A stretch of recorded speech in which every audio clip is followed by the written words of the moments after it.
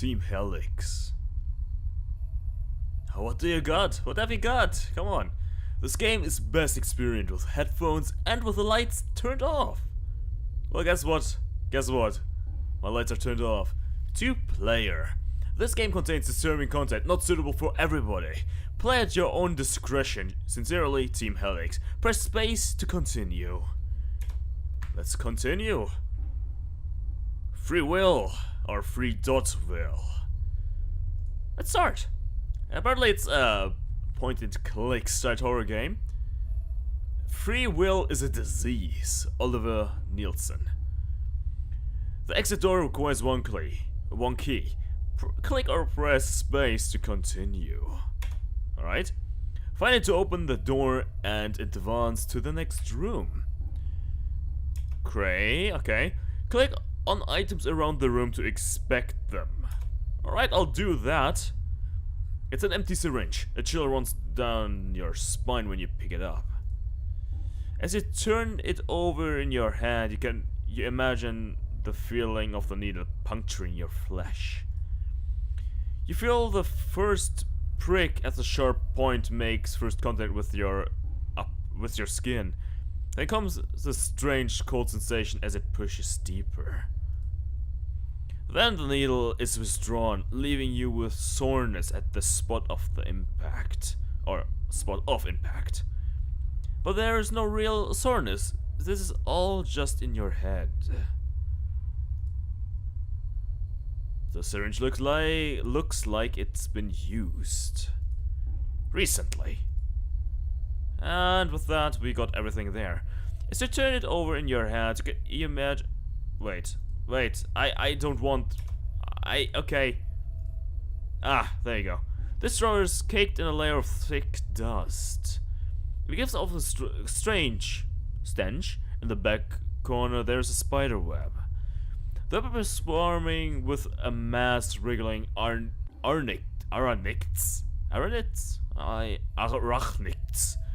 They tumble over each other, rapidly scurrying through the ins and outs of the web.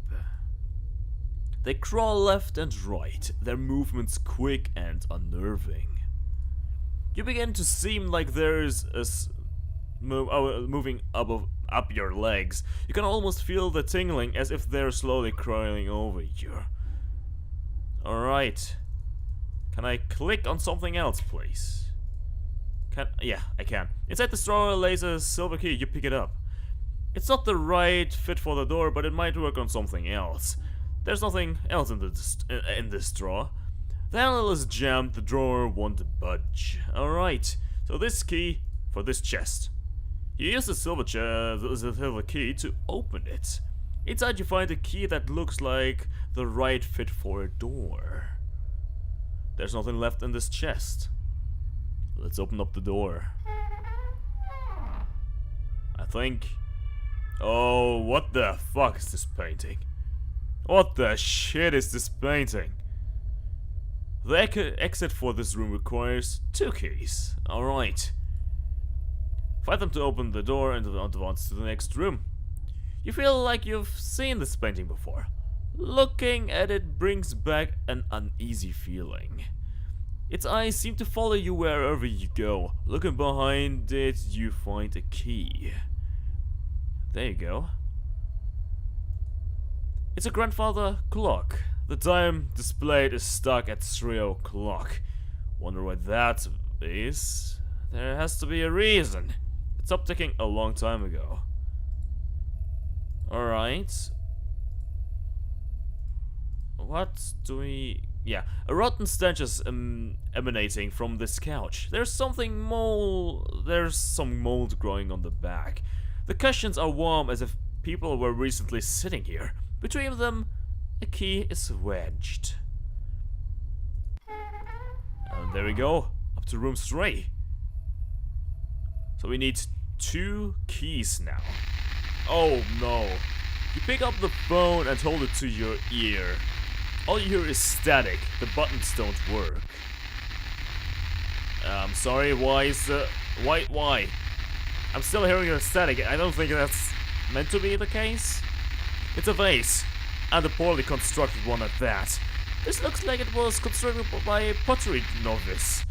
It's lopsided and everything. Shameful. Let's try it. Inside you find a key. Alright. It's a small window, the glass is dirty and stained. You can faintly see handprints along it. You peer outside only to see darkness. Is there anything there? There's a key on the windowsill. Let's get the fuck out of this room. Jesus Christ. Like, I'm currently running this Wait a second. Right now you can see I'm turning things down to 10% because I can't even hear myself talking anymore. Inject arrow keys to move, alright? Alright.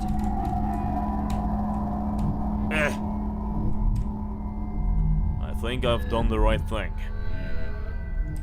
Right? Was it the right thing?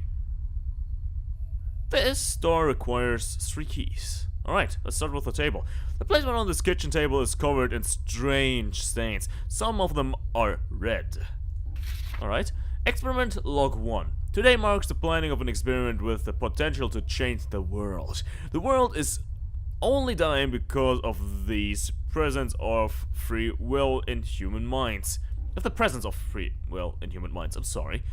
If I can only get rid of free will, I can save the world. I've chosen 4 subjects to conduct my tests on.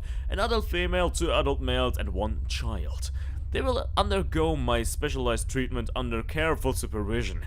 The treatment consists of a regular dosage of narcotics and negative reinforcements through physical means.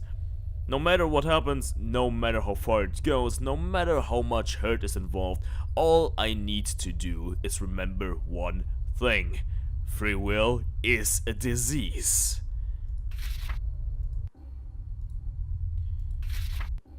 Alright, chair. This kitchen chair squeaks when you move it. There are scratches all over the legs. I found that sometimes when I dream, things look strange. The proportions of certain objects like doors and dressers are off. Some things appear smaller or larger than they should. It's happened so frequently in my dreams that I can now identify whether or not I'm inside a dream just by analyzing the proportions of the objects and the world around me. Next time you have a dream, look for the objects that don't appear proportionally correct. By unknown. Someone unknown, right? It's an eerie painting of 2 malnourished men. They look like skeletons with flesh. Yeah, they actually do. Kind of right with that. But the frame lights a key. Oh, there you go, perfect. You open the door below the sink and look inside. The walls are damp and mold lines the corners. Inside you find a key. Alright. Anything else? Spammed clicking and it started for a second. That's not good. That means a jump scare is about to happen. No, I'm already scared. Come on, don't do this to me. Okay. The faucet is old and rusty. It's dripping faintly. The water seems thick and mucky. Thick and mucky? Is that even water? That's actually what I thought before even reading that sentence. Oh my god, okay. Let's continue on. To room number... Is it 5 now? Is it 4? I didn't really count anymore. Let's just read this. It's a diploma awarded to somebody named Oliver Nielsen. Wedged in the frame you find a key. Alright. Nothing else? Here sat him. Here sat her. Here sat the child. Here sat you. This is the table where the subjects ate.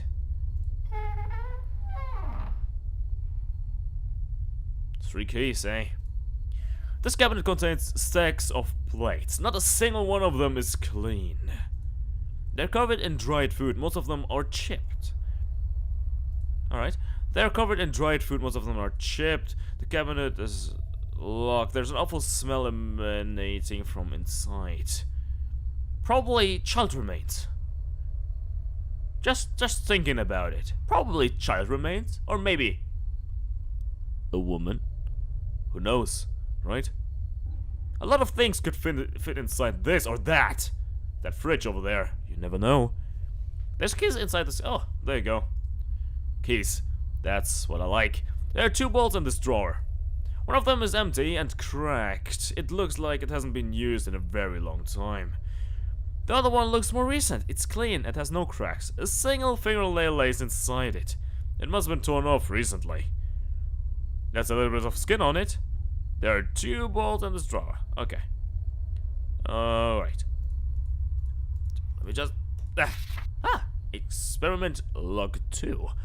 I've acquired all 4 subjects. They're being held in the rooms I set aside for them. I'm incredibly eager to begin the experiments. I think they'll find things much easier if they obey. If they don't, they'll have to go through a few sessions with me in the room. As sex slaves? Question mark? No, I'm just joking. But as I gave them the narcotics, they'll find it harder and harder to put up a fight or disobey. In theory, this is perfect. Their ability to make their own choice is what I'm trying to rid them of. Their liberation begins today. Free will is a disease. The freezer contains only a bag of frozen food. And over here, as you open the door to the fridge, you're hit with a pungent smell. Inside the fridge, there's a mound of some type of meat. You can't tell exactly what animal it came from, but you can tell it's not fresh. The outer layer is scattered with sores. It's blistering and peeling off. Juices ooze from the center of it. It looks like there's some skin on part of it. Looking closer, you see a bit of metal poking through the surface. Is that a key? There's only one way to find out. Taking a deep breath, you close your eyes and plunge your hand into the meat. It's soft and clings to your skin. There's a splash on your hands as you dig for the key. At last, you pull it out. As you open the door to the fridge, god damn it. Alright, what didn't... Yeah, this thing. The handle makes a horrible grinding sound as you turn the water on. It's like nails on a chalkboard. The key falls out of the faucet. Okay. Let's just go on, right? Retrieve the child. God damn it. Why are you broken? Why? I'm just pressing normally. Come on. Oh, you son of a bitch.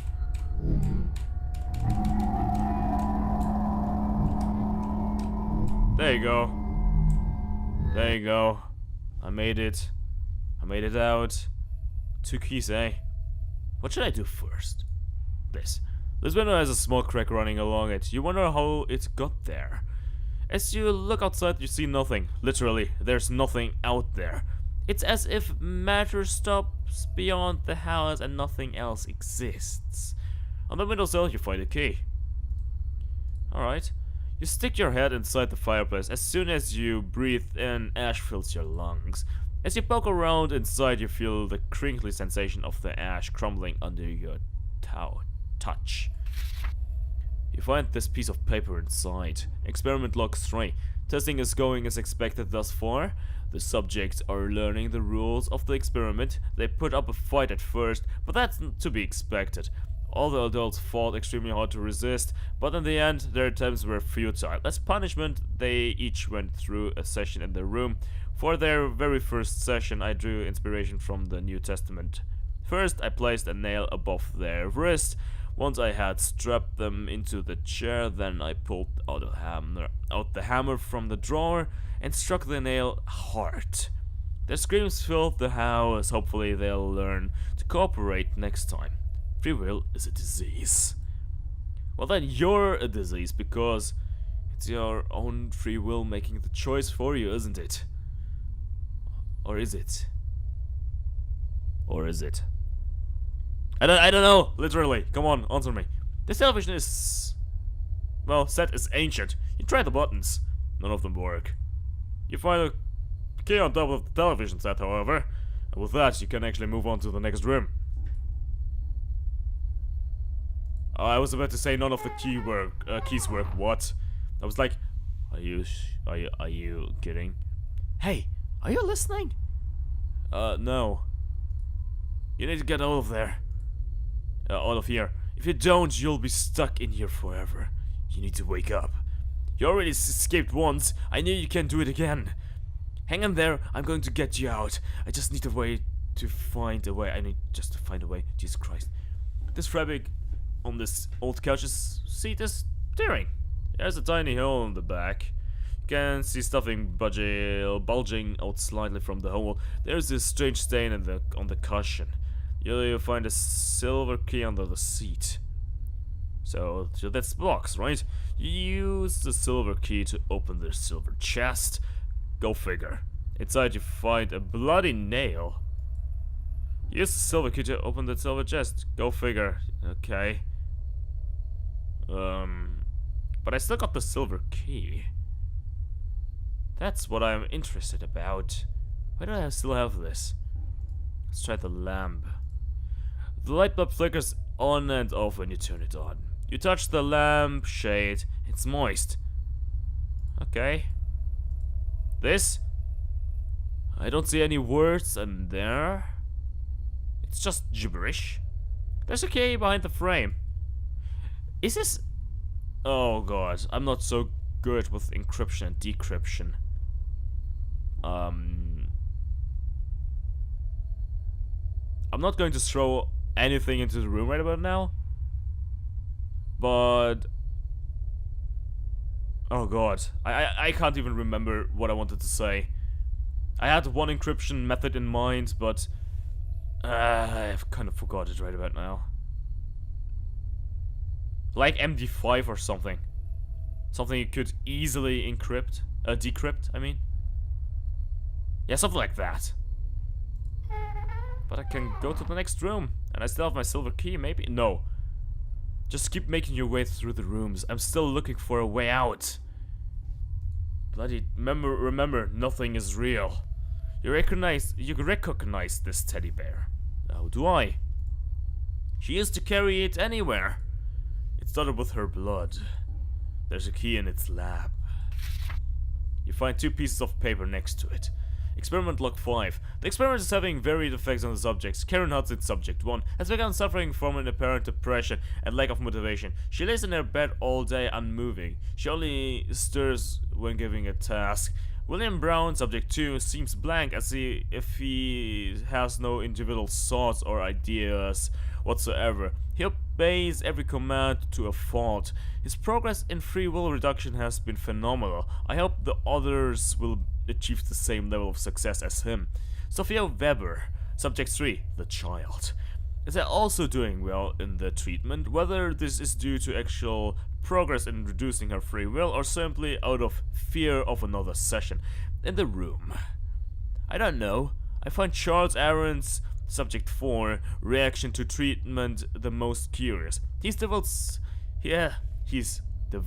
several strange, often sadistic tendencies. He refuses orders on purpose so that he can spend another session in the room. I believe he enjoys them. He's also began requesting additional silverware at mealtime, particularly knives. I believe he has a collection. I'll continue to monitor his progress. Free will is a disease. Experiment log 6. Charles Aaron, subject 4, requests continue to fascinate me. I had not anticipated such unorthodox behavior from a subject. At this point in the experiment, the subjects have met each other a few times during the sessions. I've allocated for them to socialize with one another. Today, after time was up and I was tending to each subject individually, Charles requested that I leave him with the child alone together for a while. While my instincts are telling me not to allow this, my curiosity has been piqued. I know it's dangerous, but it's for science. Yeah, it is for science, you son of a fuck. Holy shit, okay. Things turned crap. Like literally, holy shit, what the fuck is going on here? So, most likely a pedophile and some sadistic a-hole at the same time. What could go wrong? Oh wait, there's a body bag. Whoa. Bastard. What happens if I click again? Oh. There's no need to expect it further. Oh, did you see that? If you click it... Oh. Yeah, you already know who was in there. Oh, I thought I was seeing some things. Some hidden messages. Yeah, alright. There's the key next on the table, okay. There's blood all over this table. Sitting on one of the puddles is a key. Okay. Things are taking a bad turn. Also, this part is really loud. I can see it in OBS. How do I... Oh! MLG skills. That was actually quite good. Oh my god. You need to get out of here ASAP. Before he gets to you. Quickly find the key and go through the door. One of these chests is bound to be unlocked. A red key to be opened? Oh fuck.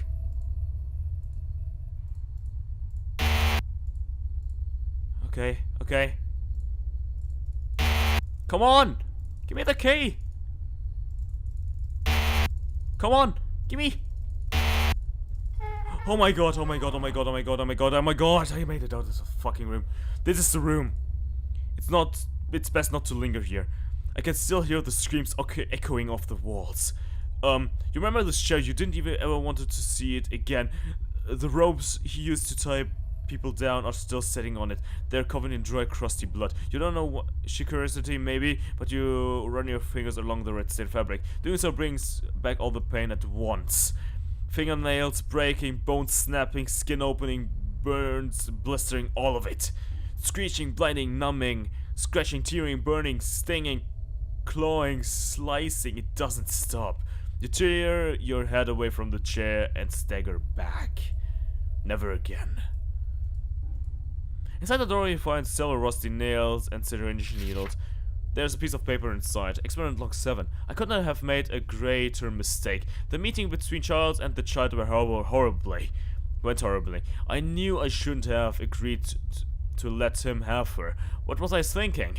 Now the child is dead. I should have known to check him before letting him see her after all the strange behavior. Charles snuck in a steak knife he had stolen from his last session in the room and wasted no time when they were alone. He mutilated her with a passion I've never seen before. Each slash and stab only further diminished any hope there was that the child might live. Her blood splattered the walls, her entrails pouring from the gashes in her body. By the time I got in there to stop him, it was too late. Right now, he is locked in his room. I don't know what to do with him. I have put away her body and washed her remains out of the room. As for the experiment, I have no choice but to continue. I have to proceed. I can't write any more of these logs. I need to put all of my efforts into making sure that there isn't another accident. Goodbye for now. He laughed while he did it.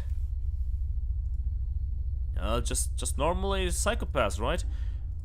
Key in the back. This door looks like... Okay, cleaned out hastily. Next room. Next room. I can't find a way out. Keep moving, I'll think of something. There's a used syringe in this drawer. It's one used on the child, alright. There's a single half-metric crayon in this drawer. Oh, that's all, okay. This bed belonged to the child. It's sloppily made just like you'd expect. Nobody's touched it in a long time. You find a key on top of the sheets. Okay. Can I... Yeah. It's a bunch of pictures drawn by a child. Yeah. Normal. This old wooden desk has seen better days. There are some strange markings carved along the side. The markings seem to depict. Sorry. Sets of mirror triangles facing each other like hourglasses. There's a piece of paper on top of the desk. Dear diary, life isn't so bad here. The doctor is nice to me when I listen to him. I think he's just lonely. I bet if he had more friends then he'd be less uptight. He gets angry when I don't listen and takes me into the room. I like it here, but I miss mommy and daddy. The doctor said I can't see them because I'm sick and I need to be cured. But I don't feel sick. Last time I was sick, I threw up everywhere and got to stay home from school. I'm not throwing up, so I don't think I'm sick. But I'm just going to listen to him. Love, Sophia. Poor Sophia. Poor Sophia, actually. Okay, retrieve him. Alright. Oh god. Let's just do this. There you go. That looks weird. I'm sorry. How was it that you escaped the first time? The telephone, right? You called the police and they rescued you. Keep moving for now. I'm going to look for a telephone around here. You need to key. Okay, I need to key. The tower is some effort to open. Once you finally made it, pow. The doctor is making me write this. I refuse to talk to him anymore, so this is how he's making me write to communicate to him. But I really don't want to. I don't want to do anything. I don't have an ounce of motivation. I can barely move my hand to write this. I've always had depression, but the drugs he gives us only make it exponentially worse. What's the point?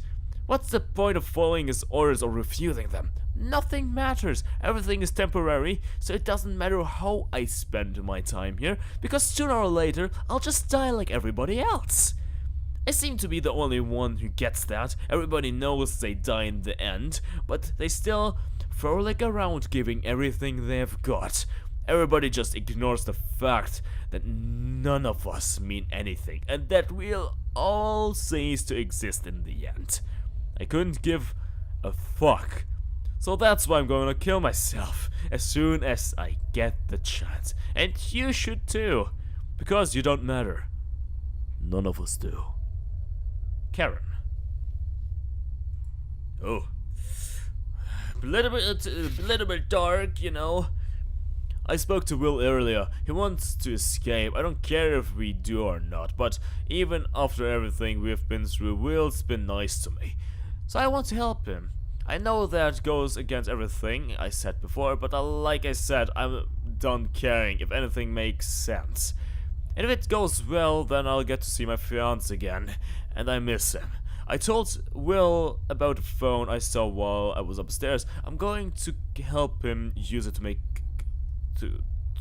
to call the police. And I'm not showing the doctors this lock. I'm just writing this one to comfort myself. If this doesn't work, then I'm going to slit my wrist with the knife I've been hiding under my bed. Karen. I can't see anything under your bed. Okay, it's her bed. The sheets are neat and pristine. You find a steak and I've hidden under the pillow.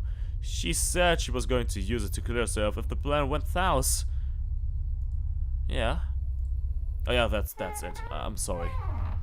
I got the key. I haven't found the phone just yet, but I think I'm close. April 14th, eh? Just keep making your way through the rooms. It won't be long now. This is the bed where he slept. You can only imagine the horrific thoughts that went through his mind as he slept here. There's nothing remarkable about this lamp. Out of curiosity, you decide to turn it on. You pull the chain, but nothing lights up. You look behind the lamp, searching for an explanation. The cord's been cut. Okay. How about this table? Lamp doesn't work. It's been used in a long. Like what? Doesn't look like it's. Yeah, okay. It's covered in dust. Okay, great. This table seems to have seen its fair share of use. There's a stack. Okay. Dr. Nielsen is making me write this on a typewriter as a form of brain stimulation. I don't think he's going to read this. I'm just listening to him because I don't want anything bad to happen. Anyways, my name is Charles Aaron. Right now I'm being held against my will in the house of a man named Oliver Nielsen. He conducts tests on me and the other subjects here. He forces drugs into us. And if we don't cooperate, then he tortures us in the room. We need help. Charles Aaron. Things aren't going well. The others and myself are each responding differently to the treatment. That sick man is conducting these tests on a little girl. I'd kill him if I got the chance. Have you ever thought about what it what it would be like to kill somebody, I have. I didn't used to think about stuff like that, but it's been on my mind lately. I think it's the effect the drugs are having on me. I know it's troublesome, but I can't tear my mind away from the idea of it. It's just so fascinating. The idea of taking everything that someone is, all their hopes, thoughts, memories, everything that makes them who they are, and just stopping it forever. I can only imagine the rush of doing that. Then, of course, there's the process which is equal as intriguing. There's the process which is equally as intriguing, I'm sorry. I wonder how I would go about it. Probably slowly, making sure I take my time to do it right. I'll have to put some more thoughts into this. Have you ever thought about killing someone before? I have. Charles Aaron. There's a little girl kept in the horror house with us. I used to look at her and feel sadness, pity for her. That of all people, an innocent little girl was being held in here. Yesterday I looked at her and saw something different. I asked Dr. Nelson if I could have some alone time with her. He said yes. Today was the day I was allowed to see her. I was so excited. I even held onto a knife from my last meal so that I could try it out on her. As soon as the doctor left us alone, I was upon her. I started stabbing her in the chest several times, sliding the knife in and out from between her lips. And then a few sloppy stabs for good measure, 8 to be exact. Then moved onto her stomach. I made an incision down the middle so I could reach in and feel around. The wet, warm feeling of her blood excited me. I ripped out her inside and began to pile them up next to her. At this point, her breathing had stopped. Then the doctor slammed open the door and brought me back to my room. He was yelling something, but I wasn't really listening. You see, just before he came in to stop me, I had licked some of the blood off my fingers, just to see what it tastes like. And I was too busy swishing it around inside my mouth to bother listening to what he had to say. Not creepy at all. This is going to be my final log. I don't have much more to say, so it seems useless to bother writing anything else down. But all that aside, I've had some revelations as of late. I'd like to end these logs with... I've been thinking about a lot what it means to kill someone, why it means so much or so little. We are no different than any other animals. So why is it murder when I brain somebody using my favorite tools? What? Okay. But not when praying mantis rips her mate head off. There exists a law among men that it's immortal to kill one another. By not killing somebody, you're not delaying their inevitable death. I used to be like you, afraid of taking someone's life, until the experiment changed me. Oh my god, I'm sorry. I lost everything. But it was surprisingly easy to change me. It's like this part of me always existed. The experiment just let it out to play. Which means that the same monster who lusts for blood inside of me is also lying dormant within everybody else. Your friends, your family, you. Everybody has a part of them that would like to take their blade to the throat of another. Nobody's different. Nobody's special. And if it's this easy to unleash that part of yourself, then who knows who else could become like I am now. I know you have thought about killing someone before. Everybody you know and love has. What would it be like? How would you do it? How would you feel once it was all over? And most importantly, who would you kill? Everybody has someone deep down that they'd kill if they got to. You may think you don't, but on some subconscious level, that person is there, waiting for you to finally do it. So the next time you see one of your loved ones, think about who they'd like to kill. It could be you.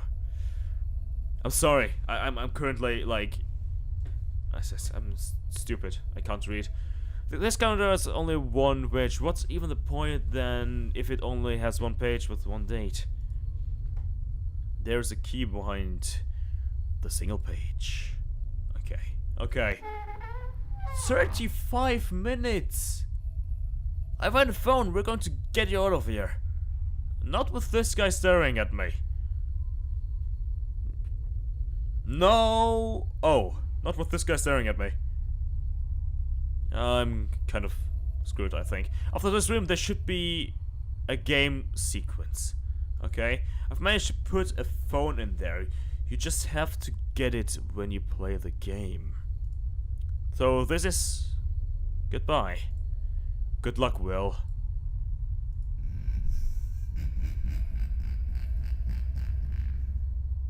Oh boy. Oh boy. We have a problem. This guy and my leg, my left one, that's completely numb. And it's starting to wake up. And I can't move. But I need to play a game. Oh, this is bad. This door looks like it needs a key to be opened, okay? This was your desk. There's a piece of paper. To anyone reading this, my name is William Brown. I snuck some paper and a pen into my room from upstairs so I could write this. I'm being held captive in the house of a sociopathic doctor. If anybody finds this, call the police. He conducts strange experiments on us, always talking about ridding us of the free will. We need help. There are 4 of us held here. Me, another guy, 1 woman, and 1 little girl. He injects us with strange drugs and gives us orders. If we don't obey, he takes us to the room for a session. He tortures us in there. I don't know how I'm going to send this out. Maybe I'm just writing it for my own sanity, but please, send someone. William Brown. Next to the paper, there's a key. This was your bed. You remember how uncomfortable it was. Alright. Oh wait, no. Oh, there you go. Oh my god. I don't know how much longer I can take this. The drugs are taking their toll on me. I need more. He's got me addicted, but he only gives them to me as a reward now. So I've started faking it. I pretend not to have any emotions, thoughts, nothing of the sort. I act like a robot. That's what he wants, right? For someone to lose it and become a mindless slave? He's pleased with my progress, so I'm just going to keep pretending and hope for the best. I might try and formulate a plan to escape with the others. I spoke to the woman who's in here with us. Her name is Karen, at least I think so. I can't really remember anything. The effects of the drugs are getting worse. I can't tell what's real anymore. I don't even know if this is a dream or not. I'm so tired. I don't even feel it when he messes me up during our sessions in the room. Whenever I followed his orders, I was faking it. But now I just don't care. I do what he says because I've lost the ability to resist. But that doesn't mean I'm not going to try to escape. Like I said earlier, I talked to Karen and she says she thinks she knows where a phone is. We're going to try and make a run for it and call the police. But if I can hardly write this or keep a coherent thought, how am I supposed to do that? We'll have to see. I'll try, but if it doesn't work, then that's the end of it. Wish me luck. They were hidden in here, so Dr. Nilsson wouldn't find them. There's a key underneath the papers. Last minigame? Maybe. Retrieve yourself. There's a phone. How do I get to the phone? Get to the phone.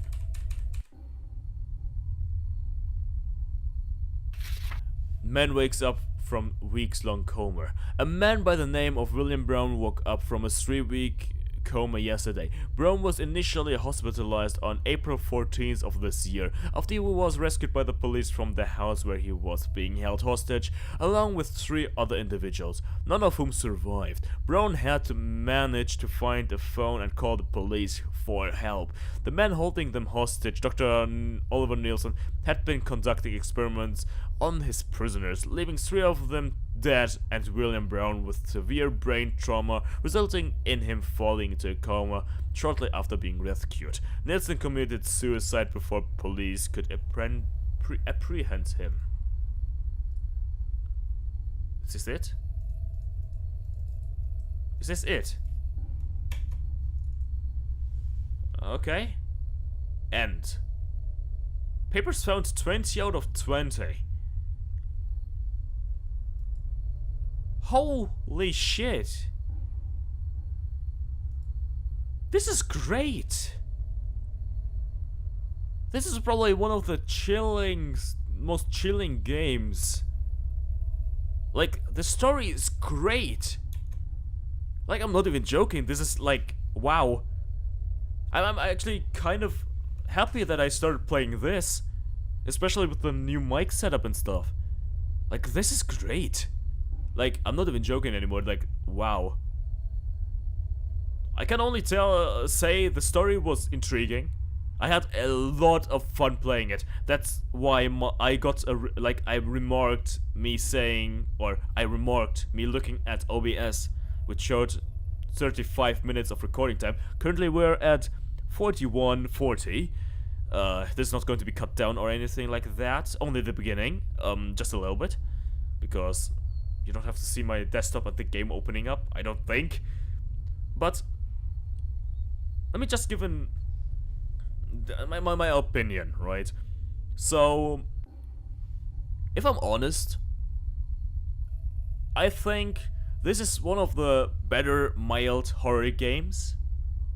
Because, like, after like 20 minutes, around 20 minutes, I really got into the story. Like, that was the point where I thought the story was going to narrow down and get more creepy and stuff like that, which it did, obviously. With that one psychopathic pedophile slash stabbery dude over there. Yeah, the story got really tense, and I mean, for what I would say a mild horror game, because there was no real threat except for once, right? Or at least I think there was only once a threat in this. I really have to say this is great. This is what I like. This is a type of game I really enjoy. Even though I'm not really the type of guy that plays a lot of click and point games, if the other ones I could find are just like this one, like story deep and stuff like that, and around the same length, like 45 minutes tops, I would say, then I would like to play a lot more of these. So, I hope you liked this episode. I surely did. It was great, it was fun. It was also fun testing out my new microphone, just to see if everything is working out fine. I mean, I already tested it, just a little bit. Made a few little adjustments here and there, but I know that once or twice I kind of made the microphone peak, so I don't think it's going to be too bad, but I don't think it's going to be, you know, I still have to tweak it just a little bit. But for now, have a great time, everyone, and peace out.